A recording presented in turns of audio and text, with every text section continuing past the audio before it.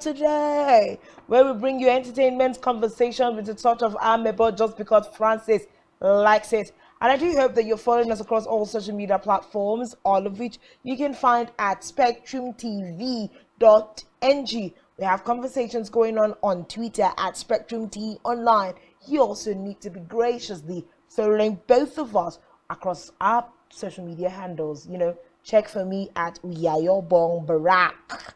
Then add an account to it. You find me on Instagram. It's Instagram. I want to see you there and not other social media handles. But then we are about to unveil our first artist of the week. We always like to bring you the best of the best.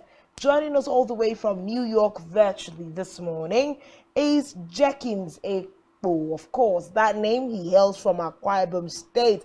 Born in Lagos, schooled in Lagos, went ahead to University of Ibadan, bagged his first degree in theater arts, went on to be a TV presenter and a newscaster in one of the renowned, broadcast firms in the country before he went back to his first love. I mean, who doesn't like acting?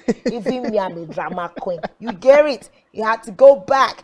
But of course, Jenkins has been involved in so many, I'd like to put it like veterans, some of the things that we grew up with. Let me just give you like one or two. Danger Signal. Do you remember? Who? Apostate of Hell. I know you remember that one. Then we also have The Captor, Occultic Wedding, Sister's Enemy. I will not say you all. But for the first time on Spectrum Television, joining us virtually, let's make welcome Jenkins Ekpo.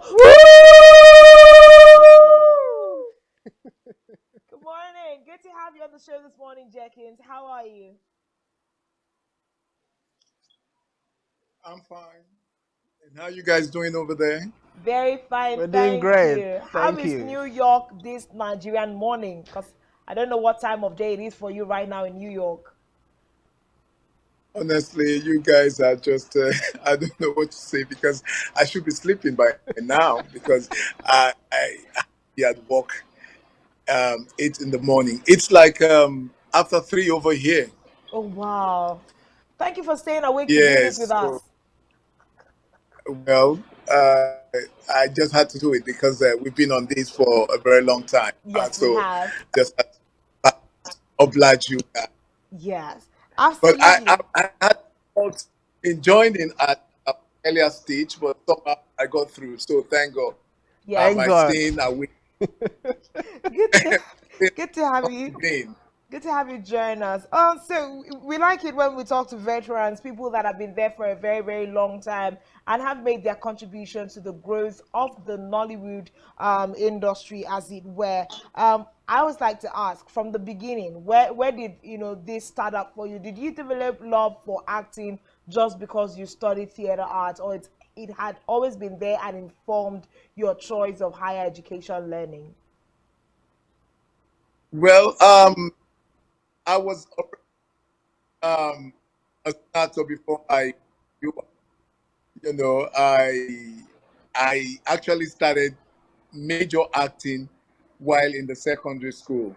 Um, I remember vividly in my um, um, class 4, as we used to call it then. Yeah. I was opportunity to travel to Abuja with Ansa Playhouse to perform Things Fall Apart with the likes of Charles Ukpong RMD, who played by my father, Okonkwo.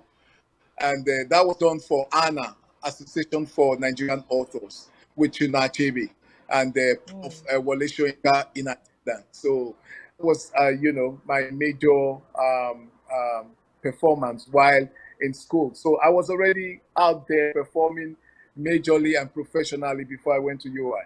Mm. That's very great to see, especially back in the day at the time. Most parents would have wanted their children to show the lines of professional jobs. So let's get in, back into history a little bit. How did your parents take you acting at that time back in the day, and then allowing you to take it up as a major line of training in the university? Oh, I had my fair share of that. I mean, like you just said, um, parents wanting their children to go into those professional, in code courses and all that. So I had my own fair share. Like I said, while uh, in high school, we had a literature teacher. Is his name is we call him Kote Bakong. His name is Inyang. So he introduced us to the announcer players I just talked about, because I mean the talent was there, but of course it had to be nurtured, So Mm. he saw the talent and then um, introduced us to the players. And well, my parents didn't like it, especially my mom. She didn't like it at first because they actually wanted me to do law. So this brings me to saying that even when I got admission into the university, my parents didn't want to pay my school fees, at the early stage. But of course, I was a professional, before I got to school, so I was able to take care of that. So back to um, while I was in the secondary school, um, Mr. Young introduced us to the playhouse, and we went there. Like after school, we would go there to do some practice and all of that. And like I said, my parents didn't like it. My mom, at a point, had to come to school to speak with my principal. But then I'm so blessed that she's late now, Mrs. Akioshu. She was our principal then at Mainline High School. She was able to bring the two sides together, like trying to make my mom uh, see the need that, oh, this is this boy's talent. All we need to do, well, fine, education is key, but then this is talent, this is his love, this is his forte. We also need to bring the two together. So she was able to do that. And even though my mom left unsatisfied, but then as time went on and when I started making waves and stuff like that, she didn't have any choice than to um, you know to accept it. And today I would say she's really proud of what I've been able to do, who I have become. And so that's the story. Mm. Okay, Great. so now you've been one of the persons who have been able to enjoy some of the things many will call an extraordinarily rare privilege. You've had an experience from the broadcasting world. You've also had an experience from the film industry. So to narrow it down, and you're also a creative writer. So I'd like to know, what is the role of creative writers just as yourself in the film and broadcast industry?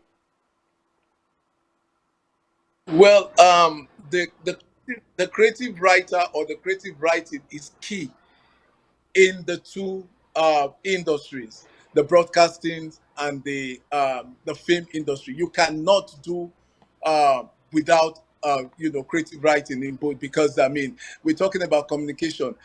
Broadcasting is um, uh, the transmission of programs information via electronic media.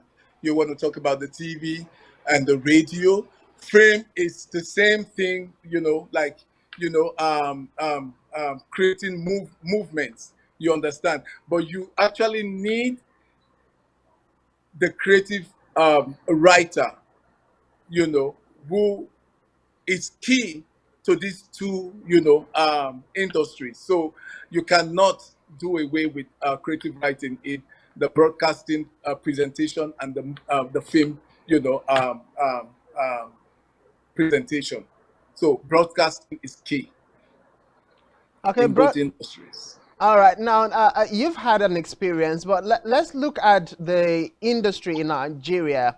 What would be your assessment of how far we've come over the years of existing as far as the broadcast industry is concerned?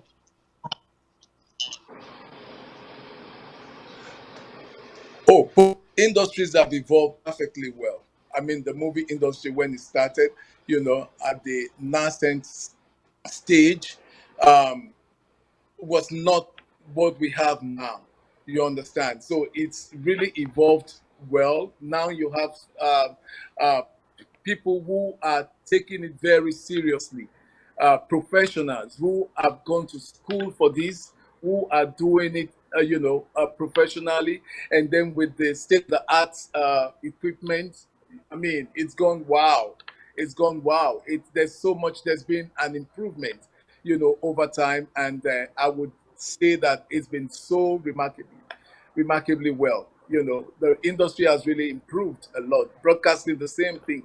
We see a lot of private televisions, with people like you understand, coming out and, showcasing your talents. So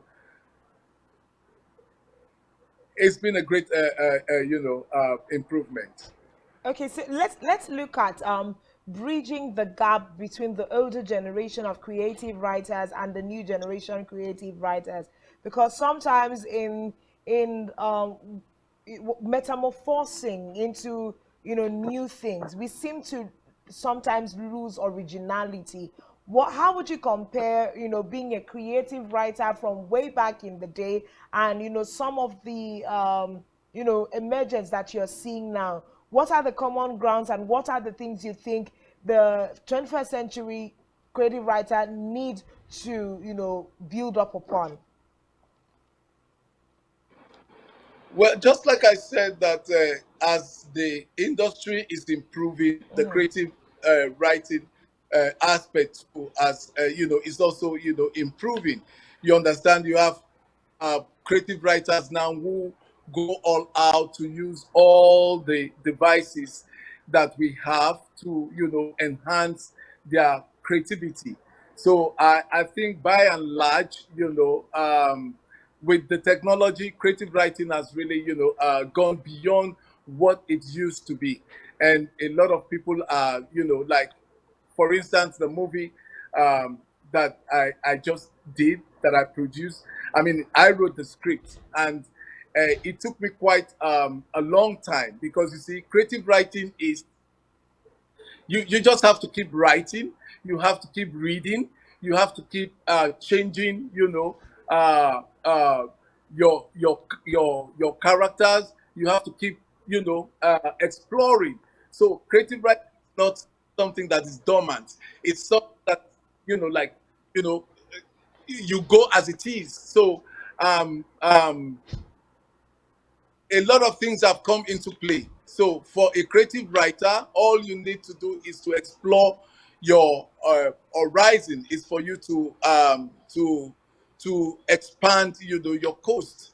So I think the creative writing now is far better than what it used to be, Oh wow. because of technology and the devices that we have, at Available. hand. Okay. Would you say that we have a healthy network of criticism for creative writing? Because I think criticism is very important, so that as part of the improvements, we do not have lopsided writings that are maybe unprofessional or do not communicate balance, as it were. So how would you rate criticism for both the Nollywood industry right now and even within the broadcast industry in this age and time? Sorry, I didn't get the question. I think I had some distortions. Okay, so I'm talking about criticism for creative writers and creative writing. Would you say that we have a healthy space right there where we can see that creative writings are properly critiqued before released, whether they're released into movies or broadcast scripts?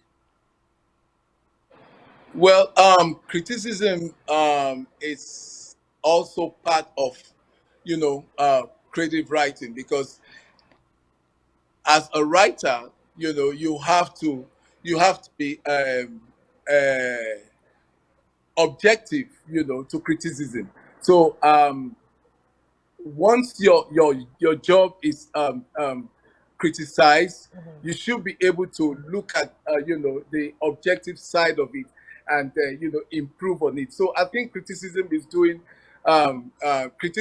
in creative writing now is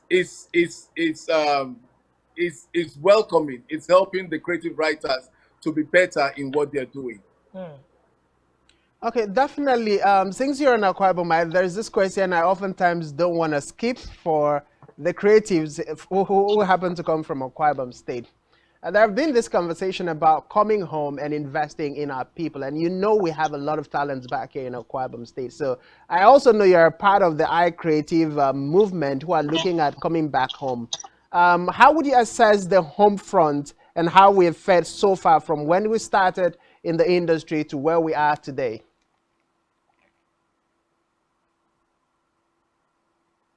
Goodies for us. I think we should seize that opportunity to continue with networking. Um, the iCreative thing is a welcome development. We need to harness the Akwa Ibomites with their talents, to make sure that we we represent Akwa Ibom in a larger spectrum. So all like the movie I did, the movie I shot, I was able to make use of the because the the story talks about our culture, it talks about our tradition, and I wanted a situation whereby we wouldn't have to, because okay, fine, you say filmmaking is make believe, but then how do you make believe than to make it original, than to make it very, creative, than to make it, believable. So went uh, I went out to look for their, my friends in the industry, the Akwa Ibomites, so that they will be able to, interpret the script very well. And in terms of ad libbing, I didn't want a situation whereby I'll go get somebody maybe from Delta or Middle Belt to play, an Akwa Ibom role. So I actually made sure that I used our people, and that's what we're talking about. I mean, we have um, uh, uh, um, the big,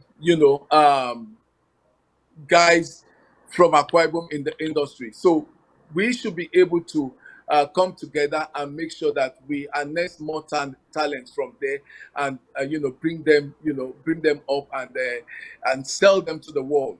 So I see myself, working with the people over there. In fact, we've started something just to, make sure that we have as many Akwa Ibomites that we can get, and to do more of our cultures, to do more of our movies, Great. that talks about tradition and our culture. You understand, so that they too can also, we have a lot of talent, in terms of creative writing, in terms of production, even camera. If you see what these young guys are doing with equipment now, you will be amazed. You How will soon be are we amazed. expecting this new body of work that you just, finished? How soon are we expecting it? Oh well, it's going through post production now. We've done with the shooting both in Nigeria and the US. Now we're doing post production, and like I said, I want it as original as it can be. Okay. The music score, the characters, the costumes, the locations, and we were able to get a village-like location in Lagos. I mean, that place is awesome. That place Okay. is awesome.